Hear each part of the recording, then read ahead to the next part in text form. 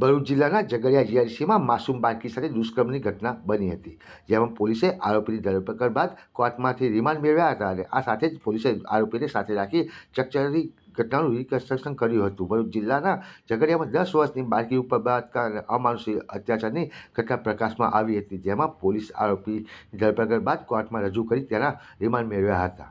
આ ઘટનામાં પોલીસે દ્વારા તટસ્થ તપાસનો ધમધમાટ શરૂ કરવામાં આવ્યો છે. ઝઘડિયા જીઆઈડીસીમાં પોલીસે આરોપી સાથે રાખી ઘટનાનું રિકન્સ્ટ્રક્શન કર્યું હતું અને ગુનાના સ્થળ પર પુરાવા એકત્રિત કરવામાં આવ્યા હતા.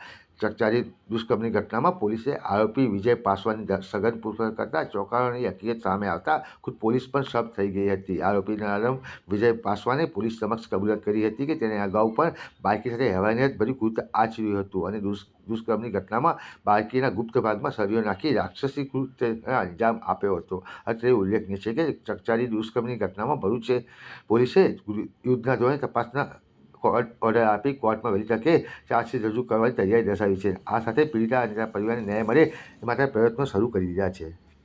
રોજ ઝઘડિયા જીઆઈડીસી ખાતે જે દુષ્કર્મ જે જગનની દુષ્કર્મની ઘટના બનેલી હતી તેનું આરોપી ને જે રીતે કૃત્ય કર્યું હતું, જે આખો બનાવ બન્યો હતો તેનું રિકન્સ્ટ્રક્શન પંચનામું કરવામાં આવ્યું.